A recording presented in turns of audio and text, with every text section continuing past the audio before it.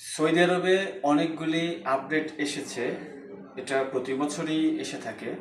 সাধারণত এদের হচ্ছে যে আরবি বছর শেষ সময়, এটা কিন্তু আরবি বছরের শেষ মাস, নতুন বছর শুরু হবে আরবিতে।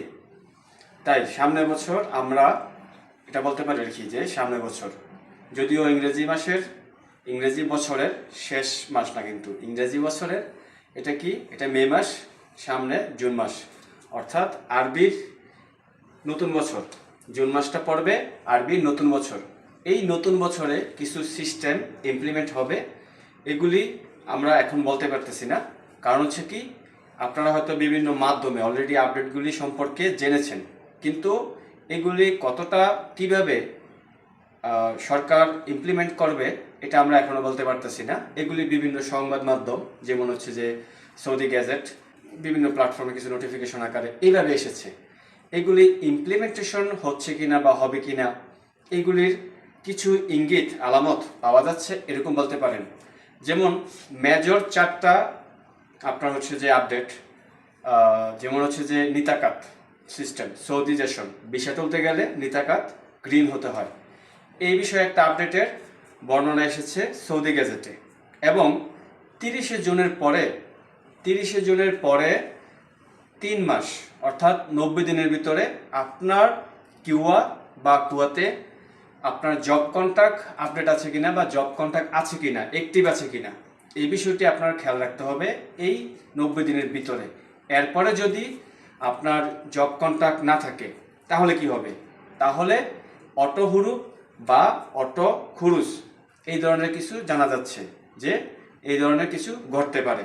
তাই যারা ফ্রি ভিসাতে আছেন বিশেষ করে তারা বিষয়টি খেয়াল করবেন। আচ্ছা, এরপরে যে বিষয়টা আছে যে আমেল আইডি থেকে আমেল মঞ্জিলে ট্রান্সফার হওয়া, অর্থাৎ আমেল আইডি থেকে বা কোম্পানি ভিসা থেকে ডোমেস্টিক ওয়ার্কার হিসেবে ট্রান্সফার করলে মক্তব আমেল 600 রিয়াল আসবে, ইকামা খরচ 600 রিয়াল আসবে, এই বিষয়ে জানা যাচ্ছে।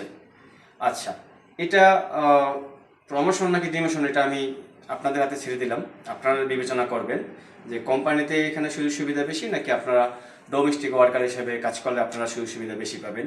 এটা আপনারা নিজেরা বিবেচনা করে নেবেন, যে ফিল্ডে আছেন বা যে এখানে আছেন তার অবস্থা অনুপাতে।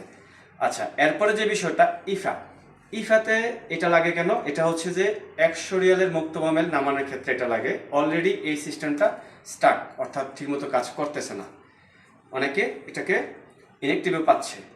এটা যদি ইনএক্টিভ হয় তাহলে মুক্তব আমেলের কী অবস্থা হবে বা 100 রিয়ালের মুক্তব আমেল কী হয় এটা আসলে বলা যাচ্ছে না। সামনের বছর অর্থাৎ এখন হজ উপলক্ষে, বছরের শেষ মাস উপলক্ষে অলরেডি সার্ভারগুলি ঠিকমতো কাজ করতেছে না। সামনের বছর অর্থাৎ আগামী মাসে বলা যাবে কি ঘটতেছে। তো এখন সবাই যারা আছেন বিষয়গুলি খেয়াল করে দেখেন যে এখানে কি কি ইফেক্ট করতেছে। নিতাকাত ইফেক্ট করা মানে হচ্ছে যে ভিসা তোলার ক্ষেত্রে, নতুন ভিসার ক্ষেত্রে ইফেক্ট করবে, এবং হচ্ছে যে ইফা ইফেক্ট করা মানে হচ্ছে যে আপনার কাফালাতে ইফেক্ট করবে, এবং হচ্ছে যে কিউয়াতে ইফেক্ট করা মানে হচ্ছে যে আপনার নিজের যেই বৈধতা সেখানে ইফেক্ট করতে পারে। আপনি যদি পরবর্তী 30শে জুনের পরবর্তী 3 মাসের ভিতরে আপনার কিউয়াতে অ্যাক্টিভ জব কন্ট্যাক্ট দেখাতে না পারেন।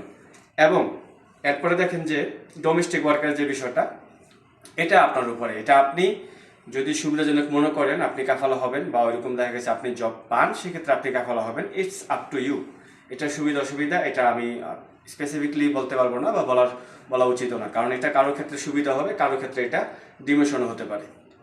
তো এই আপডেটগুলি নিয়ে আরও বিস্তারিত আলোচনা করতে গেলে ইনশাল্লাহ পরবর্তী কোনো ভিডিওতে চোখ রাখবেন। আমার চিন্তাভাবনা আছে আরও আপডেট নিয়ে কথাবার্তা বলবো।